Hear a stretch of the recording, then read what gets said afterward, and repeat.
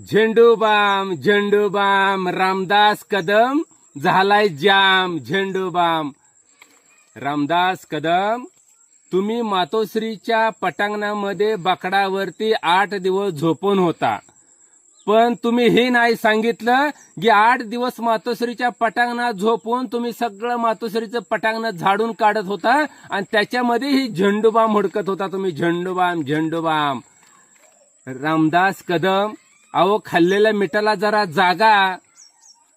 अहो तुम्ही त्या भाजपाचे सालगडी आहात, पगारीवरचा गडी म्हणून तुमचा वापर होतोय. तुम्ही ज्या उद्धव साहेबांनी, बाळासाहेबांनी, तुमच्याच बायकोनी सांगितलंय की आम्ही स्टूवरती स्वयंपाक करत होते, एवढी आमची गरीब परिस्थिती होती. मग रामदास कदम तुम्ही काय घाम गाळा नाही पाठीखोऱ्या घेऊन हो. तुम्ही एवढी 1000 करोडची प्रॉपर्टी कुठून कमवली? तुम्ही उद्धव साहेबांच्या, बाळासाहेबांच्या जीवावरती आज 1000 करोड रुपये कमवले आणि त्या बाळासाहेबावर, त्या उद्धव साहेबावर अपशब्द बोलताय. काय लाज लज्जा तुम्हाला शिल्लक नाही का राहिली? तुमच्या जेबीला काय हाडबीड आहे का नाही? अहो किती खालच्या दर्जाचं राजकारण कराल तुम्ही. अहो रामदास कदम, तिकडे त्या शहाजहानी पत्नीसाठी चक्क ताजमहल उभा केला आणि तुम्ही काय केलं हो? अहो तुमच्या पत्नीसाठी चक्क बाया नाचवण्यासाठी डान्स बार काढले. अहो हीच तुम्हाला झोंबलं का? म्हणून तुम्हाला खालनं वरून बुडाला आग लागली का? म्हणून तुम्ही उद्धव साहेबांवर एकरी भाषेत बोलताय. अहो पण ज्या उद्धव साहेबांनी, तुम्ही त्या उद्धव साहेबाच्या नावावरती एवढे मोठे झालात, अहो त्यांचे तुकडे खाऊन तर एवढे मोठे झालात, त्यांचे पाय धरून, पाय चाटून तुम्ही एवढे मोठे झालात. रामदास कदम हे विसरून जाऊ नका.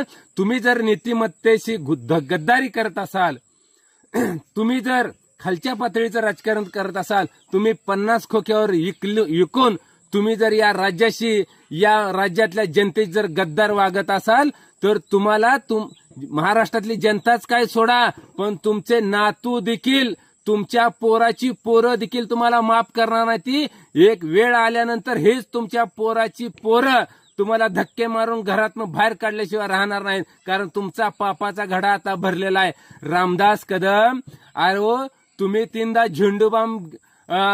झेंडूबाम लावून रडायचं सॉंग करताय. अहो तुम्ही तर खूप मोठे सोंगाडे आहेत.